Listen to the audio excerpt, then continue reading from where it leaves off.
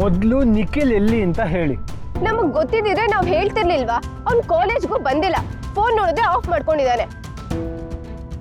ನೆನ್ನೆ ನೀನ್ ಬೈದಿದ್ಕೆ ಅವ್ನ್ ಬೇಜಾರ್ ಮಾಡ್ಕೊಂಡಿದ್ದಾನೆ ಅನ್ಸುತ್ತೆ. ಅವ್ನ್ ಮಾಡಿರೋ ಕೆಲ್ಸಕ್ಕೆ ಬೈದೆ ನಾನು ಅವಾರ್ಡ್ ಕೊಡ್ಬೇಕಾ ಶಮಿ? ಇಲ್ಲ ಆದಿ, ನೀನ್ ತಪ್ಪು ತಿಳ್ಕೊಂಡಿದ್ಯಾ. ನಿಖಿಲ್ ಹಾಗೆ ಮಾಡೋನಲ್ಲ. ನಾವು ಇವತ್ತು ನೆನ್ನೆಯಿಂದ ಫ್ರೆಂಡ್ಸ್ ಅಲ್ಲ. ನಿನಗೆ ಹೇಳ್ದೆ ಯಾವ್ದಾದ್ರು ಕೆಲಸ ಮಾಡ್ತೀವಾ? ಇಲ್ಲ ತಾನೆ. ಯಾವ್ದೋ ಮಿಸ್ಅಂಡರ್ಸ್ಟ್ಯಾಂಡಿಂಗ್ ಆಗಿರ್ಬೇಕು ಅಷ್ಟೇ. ಅದನ್ನ ಅವನೇ ಬಾಯ್ಬಿಟ್ಟು ಹೇಳ್ಬೋದಾಗಿತ್ತು ತಾನೆ. ಸಹಾಯಕ್ಕಂತ ಬಂದವ್ರ ಮೇಲೆ ನೀನ್ ಎಗರಾಡಿದ್ರೆ ಅವ್ನ್ ತಾನೆ ಏನ್ ಹೇಳ್ತಾನೆ? ನೀನ್ ಸಮಾಧಾನವಾಗಿ ಏನಾದ್ರೂ ಮಾತಾಡಿದ್ಯಾ? ಲಕ್ಷ್ಮಿನ ರೂಮಲ್ಲಿ ಯಾರೋ ಕೂಡ ಹಾಕಿದ್ದಾರೆ, ಅವಳಿಗೆ ಪೆಟ್ಟಾಗಿದೆ. ಅದ್ರ ಬಗ್ಗೆ ನಮಗೂ ಬೇಜಾರಿದೆ. ಹಂಗಂತ ನೀನ್ PU ಟೈಮಿಂದ ಇರೋ ಫ್ರೆಂಡ್ಸ್ನ ಬಿಟ್ಕೊಡ್ತೀಯಾ? ಆದ್ರೂ ಅವ್ನು ನನ್ಗೆ ಎದುರುಗಡೆ ಸಿಗ್ಬೇಕು ಶಮಿ. ಅವನ ಜೊತೆ ನಾನು ಡೈರೆಕ್ಟ್ ಆಗಿ ಮಾತಾಡಿದ ಮೇಲೇನೆ ನಂಗೆ ಸಮಾಧಾನ ಆಗೋದು. ನೋಡು, ನೀನ್ ಇನ್ನು ಕೋಪದಲ್ಲೇ ಇದ್ಯಾ ಆದಿ. ಲಕ್ಷ್ಮಿಗೇನೋ ಆಗೋಗಿದೆ ಅನ್ನೋ ಕೋಪದಲ್ಲೇ ಇದ್ಯಾ ಹೊರತು ಫ್ರೆಂಡ್ ಕಾಲೇಜಿಗೆ ಬಂದಿಲ್ಲ, ಅವ್ನ್ ಫೋನ್ ಆಫ್ ಆಗಿದೆ, ಅವ್ನಿಗೇನಾದ್ರೂ ಆಗಿರತ್ತೆ ಅನ್ನೋ ಯೋಚನೆ ಇಲ್ಲ ಅಲ್ವಾ ನಿನ್ಗೆ? ಅವನಿಗೆ ಏನಾಗುತ್ತೆ ಶಮಿ? ನಾಳೆ ನೀನ್ ನನಗೆ ಉತ್ತರ ಕೊಡ್ಬೇಕು ಅಂತ ಹೇಳಿದಕ್ಕೆ ನಾನು ಅವಾಯ್ಡ್ ಮಾಡ್ತಾ ಇದ್ದಾನೆ ಅಷ್ಟೇ. ಆಯ್ತು, ನೀನ್ ಹಂಗೆ ಅನ್ಕೋ. ನಿನ್ ಫ್ರೆಂಡ್ಸ್ ಮೇಲೆ ನೀನ್ ಡೌಟ್ ಪಟ್ಕೊಂಡೇ ಇರು. ಅವನ ಜೊತೆ ಮಾತಾಡಿದ್ಮೇಲೆ ಎಲ್ಲ ಕ್ಲಿಯರ್ ಆಗ್ಲಿ. ಆದ್ರೆ ಒಂದು ವಿಷಯ ನೆನ್ಪಿಟ್ಕೋ ಆದಿ, ನಾವ್ ಯಾರು ನಿನ್ ಫ್ರೆಂಡ್ಶಿಪ್ನ ಮಿಸ್ಯೂಸ್ ಮಾಡ್ಕೊಳ್ಳೋಂಥ ಫ್ರೆಂಡ್ಸ್ ಅಲ್ಲ. ಅದು ನಾನಾಗಿರ್ಲಿ, ಅನಿಲ್, ರಮ್ಯಾ, ಪ್ರಿಯಾ ಆಗಿರ್ಲಿ. ನೀವು ಮಿಸ್ಯೂಸ್ ಮಾಡ್ಕೋತಾ ಇದ್ದೀರಾ ಅಂತ ಅಲ್ಲ ಶಮಿ. ನೀನ್ ಹಾಗೆ ಹೇಳ್ತಿದ್ಯೋ ಇಲ್ವೋ ಗೊತ್ತಿಲ್ಲ ಆದಿ, ಆದ್ರೆ ನನಗೆ ಹಾಗೆ ಅನಿಸ್ತಿದೆ.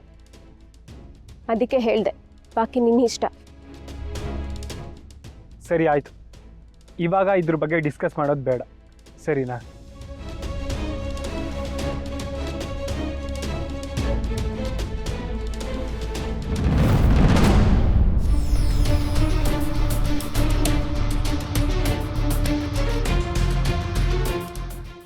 ಸುಳ್ಳನ್ನ ಸತ್ಯ ತಲೆ ಮೇಲೆ ಹೊಡೆದಾಗ ಮಾತಾಡೋದನ್ನ ತುಂಬಾ ಚೆನ್ನಾಗಿ ಕಲ್ತಿದ್ಯಾ ಶಮಿತಾ.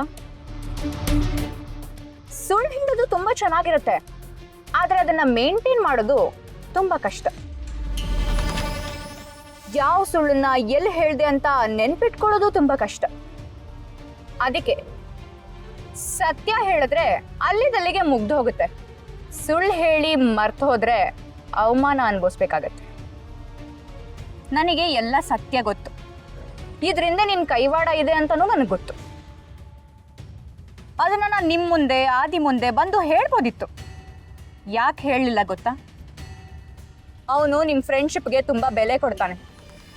ಅದನ್ನ ಹಾಳು ಮಾಡೋದಕ್ಕೆ ನನಗಿಷ್ಟ ಇರಲಿಲ್ಲ.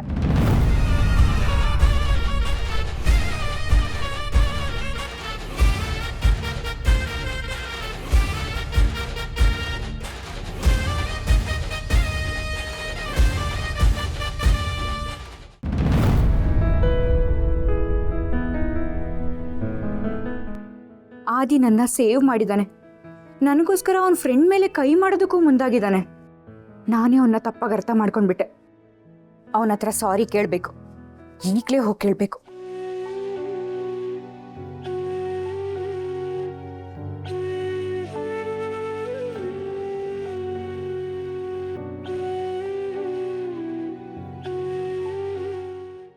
ಆದಿ,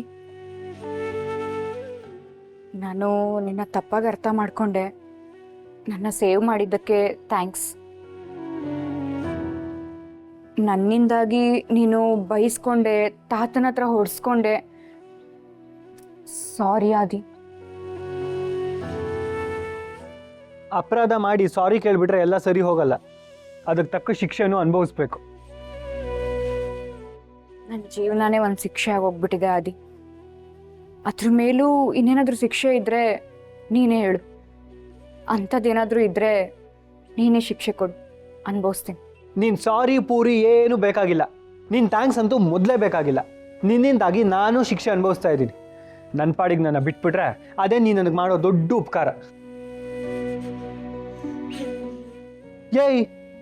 ಏನಿನ್ನೂ ಇಲ್ಲೇ ನಿಂತಿದ್ಯಾ? ನನ್ನ ಪಾಡಿಗೆ ನನ್ನನ್ನು ಬಿಟ್ಬಿಡು ಅಂದರೆ ನನ್ನ ಕಣ್ಣು ಮುಂದೆ ಕಾಣಿಸ್ಕೋಬೇಡ ಅಂತ ಅರ್ಥ. ಹೋಗ್ತಾ ಇರೋ.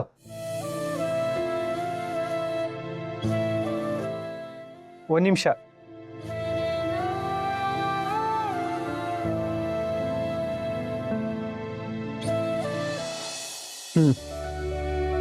ಕಾಂಪನ್ಸೇಷನ್, ನಷ್ಟ ಪರಿಹಾರ ತಗೋ.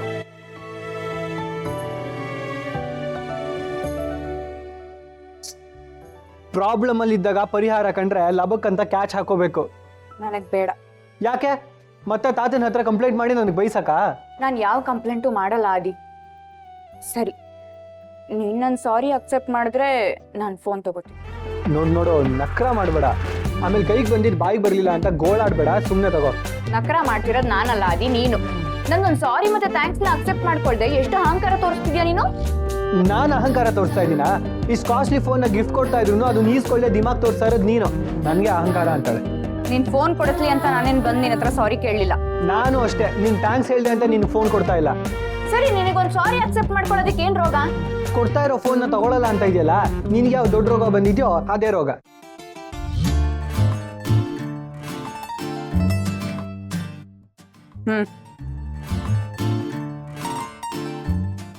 ನಾನು ತಂದಿರೋದು ಒಂದೇ ಫೋನ್, ಎರಡು ಕೈ ಯಾಕೆ ಹಿಡಿತಾ ಇದೆಯಾ? ನನ್ ಒಂದ್ ಕೈ ಮೇಲೆ ನಿನ್ ಒಂದ್ ಕೈನ ಇಟ್ರೆ ನಾನು ಸಾರಿ ಮತ್ತೆ ಥ್ಯಾಂಕ್ಸ್ನ ಅಕ್ಸೆಪ್ಟ್ ಮಾಡಿದ್ಯಾ ಅಂತ. ಮತ್ತೆ ಇನ್ನೊಂದು ಕೈ?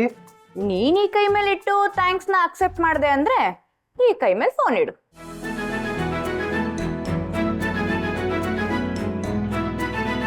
ಈಗೇನು ನೀನ್ ಗೆದ್ದಿದ್ಯಾ ಅನ್ನೋದನ್ನ ಚುಚ್ಚಿ ಚುಚ್ಚಿ ಮಾತಾಡ್ಬೇಕು ಅಂತ ಬಂದಿದ್ಯಾ? ಅಯ್ಯೋ ಇಲ್ಲ ಆದಿ, ಇಲ್ಲಿ ನಾನು ಗೆದ್ದಿರೋದಲ್ಲ, ನೀವು ಸೋತಿದ್ಯಾ ಅನ್ನೋದು ಆಕ್ಚುಲ್ ಮ್ಯಾಟರ್ ಆಫ್ ಇಂಡಿಯಾ. ನನ್ನ ಬ್ರೈನ್ ಸೆಲ್ಸ್ ಏನು ಡ್ಯಾಮೇಜ್ ಆಗಿಲ್ಲ, ಚಾಲೆಂಜು ನನಗೂ ನೆನಪಿದೆ. ಈಗೇನು ನಾನು ನಿನ್ಗೆ ಸರ್ವೆಂಟ್ ಆಗಿರ್ಬೇಕು ಅಷ್ಟೇ ತಾನೇ? ಸೋಲಿನ ನೈತಿಕ ಹೊಣೆ ಹೊತ್ತು ಇರ್ಬೇಕಾಗುತ್ತೆ. ಆದ್ರೂ ಬೇಡ. ಹಲೋ ಮೇಡಮ್, ನಿಮ್ಮ ಅನುಕಂಪ ಎಲ್ಲ ನಮಗೆ ಬೇಕಾಗಿಲ್ಲ. ಕರುಣೆ, ಅನುಕಂಪ, ಮಮತೆ ಎಲ್ಲ ತೋರ್ಸಕ್ಕೆ ನಾನು ನಿಮ್ಮ ಅಮ್ಮ ಅಲ್ಲ, ನಿನ್ ಹೆಂಡತಿ.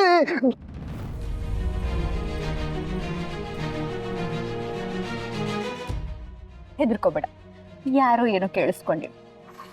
ಆಕ್ಚುಲಿ ಅದೇ ನಾನು ಏನು ಹೇಳಕ್ ಹೊರಟೆ ಅಂತಂದ್ರೆ, ಅವಾಗ ಕಾಲೇಜಲ್ಲಿ ಈ ತರ ಹೆಲ್ದಿ ಚಾಲೆಂಜಸ್ ಆಗ್ತಾ ಇರಬೇಕು. ಅವಾಗ ಇಬ್ಬರಿಗೂ ಓದಕ್ ಒಳ್ಳೇದಾಗುತ್ತೆ. ಇವಾಗ ನೋಡು, ನಿನಗೂ ಒಳ್ಳೆ ಮಾರ್ಕ್ಸ್ ಬಂತಪ್ಪ, ನನಗೂ ಒಳ್ಳೆ ಮಾರ್ಕ್ಸ್ ಬಂತು. ಆದ್ರೆ ನಿನ್ಗಿಂತ ಸ್ವಲ್ಪ ಜಾಸ್ತಿ ಮಾರ್ಕ್ಸ್ ನನಗೆ ಬಂತು. ಅಪ್ಪಿ, ಇವೆಲ್ಲ ನಮ್ಮ ಹತ್ರ ಬೇಡ. ಚಾಲೆಂಜ್ ಅಂದ್ಮೇಲೆ ಚಾಲೆಂಜು. ಸೋತಿದ್ದೀನಿ, ಸರ್ವೆಂಟ್ ಆಗಿ ಇರ್ತೀನಿ. ಇರ್ಲಿ ಬಿಡು, ಅದು ಇರ್ಲಿ. ಯಾವ ನಾಯಿಗೆ ಬೇಕೇ ನಿನ್ನ ಋಣ? ಈ ಆದಿ ಯಾರ ಋಣದಲ್ಲೂ ಬದುಕಲ್ಲ, ಕೊಟ್ಟು ಮಾತನ್ನ ತಪ್ಪಲ್ಲ. ನಿನಗೆ ಕೊಬ್ಬು ಅಂತ ಇಡೀ ಜಗತ್ತಿಗೆ ಗೊತ್ತು ಕಣೋ, ಆದ್ರೆ ಇಷ್ಟೊಂದಿದೆ ಅಂತ ಗೊತ್ತಿರಲಿಲ್ಲ. ಏನೋ ಹೋಗ್ಲಿ ಪಾಪ ಅಂತ ಬಿಟ್ರೆ ಹಳೆ ಪಿಕ್ಚರ್ ಹೀರೋ ತರ ಡೈಲಾಗ್ ಹೊಡಿತೀಯ. ಸರಿ, ಇವಾಗ ಏನ್ ಮಾಡ್ಬೇಕು ಅಂತ ಹೇಳು. ಇವತ್ತು ಪೂರ್ತಿ ನಾನು ನಿನ್ನ ಸರ್ವೆಂಟ್. 2020 ಮ್ಯಾಚ್ ಆಡ್ಕೊಂಡು ಎಸ್ಕೇಪ್ ಆಗೋಣ ಅಂತ ಇದೆಯಾ ಅದಿ? ಆಕ್ಚುಲ್ ಚಾಲೆಂಜ್ ಇರೋದು 1 ಡೇ ಮ್ಯಾಚ್. ಇವಾಗ ಆಲ್ರೆಡಿ ಈವ್ನಿಂಗ್ ಆಗಿದೆ, ಇನ್ನೊಂದು 3 ಅವರ್ಸ್ಗೆ ಇವತ್ತಿನ ಡೇನೇ ಮುಗ್ದೋಗುತ್ತೆ. ಚಾಲೆಂಜ್ ಇದ್ದಿದ್ದು 1 ದಿನ ಅಂತ, ಅಂದ್ರೆ 24 ಅವರ್ಸ್.